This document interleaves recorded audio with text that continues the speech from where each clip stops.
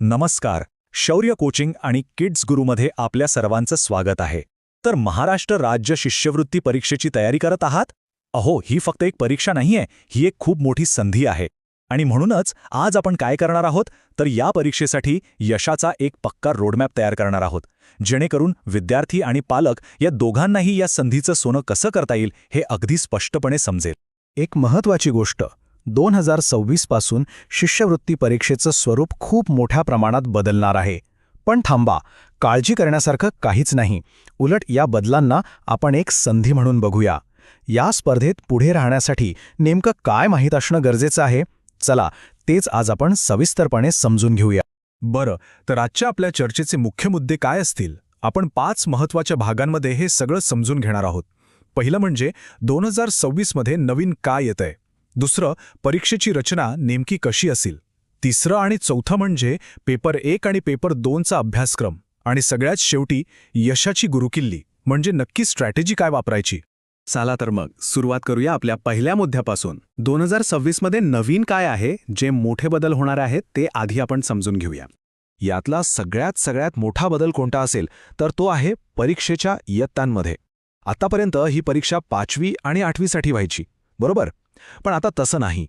नवीन नियमांनुसार ही परीक्षा आता 4थी आणि 7वीच्या विद्यार्थ्यांसाठी घेतली जाणार आहे. यामागे उद्देश हाच आहे की अधिकाधिक विद्यार्थ्यांना ही संधी मिळावी. आता प्रश्न पडतो की हा बदल लागू कसा होणार?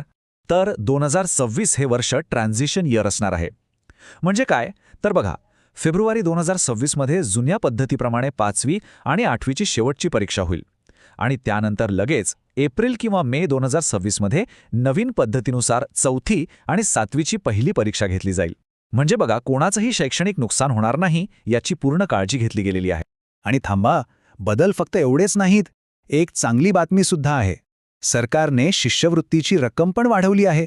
आता बघा, इयत्ता 4थीच्या पात्र विद्यार्थ्यांना वर्षाला तब्बल 5,000 रुपये मिळणार आहेत. ही खूप मोठी आर्थिक मदत आहे, नाही का? आणि 7वीच्या विद्यार्थ्यांसाठी तर ही रक्कम अजून जास्त आहे, वर्षाला चक्क 7,500 रुपये. निश्चितच या वाढीव रकमेमुळे हुशार विद्यार्थ्यांना पुढच्या शिक्षणासाठी एक मोठं प्रोत्साहन मिळेल. ठीक आहे, तर आता आपल्याला नवीन नियम आणि शिष्यवृत्तीची रक्कमही समजली. पण आता पुढचा प्रश्न, ही परीक्षा नक्की असते कशी? परीक्षेचा आराखडा किंवा तिची रचना समजून घेणं हीच खरं तर यशाची पहिली पायरी आहे. चला, आपण या टेबलकडे एक नजर टाकूया. परीक्षा 2 पेपर्समध्ये होते आणि दोन्ही पेपर एकाच दिवशी असतात. पेपर 1 मध्ये 2 विषय आहेत, प्रथम भाषा आणि गणित. आणि पेपर 2 मध्ये आहेत तृतीय भाषा आणि बुद्धिमत्ता चाचणी. आता बघा, प्रत्येक पेपरमध्ये एकूण 75 प्रश्न असतात, म्हणजे 150 गुण. आणि वेळ मिळतो 90 मिनिटं. सरळ हिशोब आहे, प्रत्येक प्रश्नासाठी 2 गुण आहेत. आणि इथे एक सगळ्यात महत्त्वाची आणि चांगली बातमी आहे. या परीक्षेत निगेटिव्ह मार्किंग नाही. याचा अर्थ काय? तर उत्तर चुकलं तरी मार्क कापले जात नाहीत. त्यामुळे एकही प्रश्न सोडू नका. प्रत्येक प्रश्न सोडवण्याचा प्रयत्न करायचाच आहे. बरं, परीक्षेचा आराखडा तर आपण पाहिला. पण आता येऊया सगळ्यात महत्त्वाच्या भागाकडे. अभ्यास नक्की करायचा तरी कशाचा?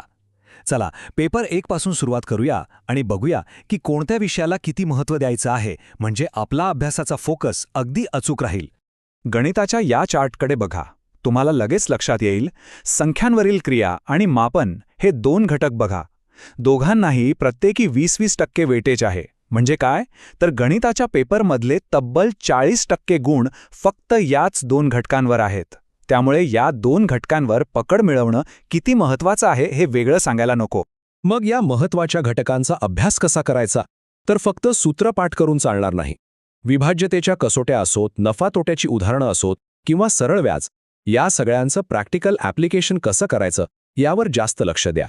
वेगवेगळ्या प्रकारची उदाहरणं सोडवण्यावर भर द्या. आता भाषेबद्दल बोलूया. इथे बघा, व्याकरण आणि वाचन कौशल्य म्हणजे आकलन, या दोघांनाही 24% वेटेज आहे. म्हणजे जवळपास पाव भाग. याचाच अर्थ या 2च घटकांवर जर लक्ष केंद्रित केलं तर जवळजवळ अर्धे गुण पक्के होऊ शकतात. चला, आता वळूया पेपर 2 कडे. यातला जो तृतीय भाषेचा भाग आहे तो साधारणपणे प्रथम भाषेसारखाच आहे, पण खरा वेगळा आणि महत्त्वाचा भाग आहे तो म्हणजे बुद्धिमत्ता चाचणी. यासाठी थोडा वेगळ्या प्रकारे विचार करावा लागतो. बुद्धिमत्ता चाचणीमध्ये नेमकं काय महत्त्वाचं आहे? हा चार्ट बघा, सगळं स्पष्ट होईल. कूट प्रश्न म्हणजे पझल्स आणि तर्क व अनुमान ह्या 2 घटकांना मिळूनच बघा तब्बल 26% वेटेज आहे. म्हणजे हाच या पेपरचा खरा गाभा आहे असं म्हणायला हरकत नाही. आणि एक गोष्ट लक्षात घ्या, या विभागात यश मिळवण्यासाठी पाठांतराचा काहीही उपयोग नाही. इथे तुमची विचार करण्याची पद्धत तपासली जाते. दिशा ओळखणं, दिनदर्शिकेवरचे प्रश्न, नातेसंबंध ओळखणं किंवा दिलेल्या माहितीवरून निष्कर्ष काढणं यांसारख्या कौशल्यांची इथे खरी कसोटी लागते. बरं, तर आता आपल्याला हे कळलं आहे की परीक्षेत काय काय विचारलं जातं. पण फक्त अभ्यासक्रम माहिती असून भागत नाही, त्याला सामोरं कसं जायचं याची रणनीती ठरवणं खूप महत्त्वाचं आहे.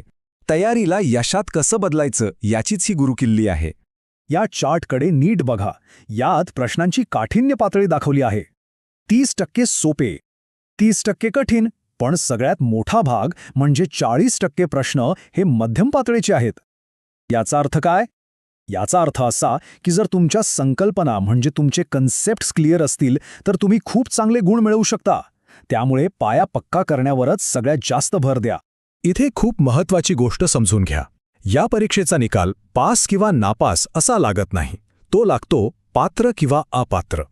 आणि शिष्यवृत्तीसाठी पात्र व्हायचं असेल तर दोन्ही पेपर्समध्ये कमीत कमी 40% गुण मिळवणं अनिवार्य आहे. हे ध्येय समोर ठेवायला हवं. आणि विशेषतः मोठ्या इयत्तेतील विद्यार्थ्यांसाठी ही एक महत्त्वाची सूचना आहे. जसं की 2016मध्ये आयुक्तांनी म्हटलं होतं, ही परीक्षा तुमचं उपयोजित ज्ञान तपासते. म्हणजे काही प्रश्न असे असू शकतात ज्यांची एकाहून जास्त उत्तरं बरोबर असतील किंवा एकही उत्तर बरोबर नसेल. तुमची विचार करण्याची क्षमता तपासणारे हे प्रश्न असतील, त्यामुळे अशा प्रश्नांसाठी तयार रहा. तर मग ह्या सगळ्याचा सार काय? परीक्षेची रचना आणि अभ्यासक्रम समजून घेणं ही फक्त पहिली पायरी आहे, ही फक्त सुरुवात आहे. पण पात्रतेचं रूपांतर यशामध्ये करायचं असेल तर एक अचूक आणि हुशार रणनीतीच खरी महत्त्वाची ठरते. तर आता यशाचा संपूर्ण नकाशा आपल्यासमोर तयार आहे. नवीन बदल, परीक्षेचं स्वरूप, अभ्यासक्रम आणि रणनीती सगळं काही आता स्पष्ट आहे. तयारी ही यशाची पहिली पायरी असते असं म्हणतात. मग आपल्या यशाची कहाणी लिहायला आपण सुरुवात कधी करणार?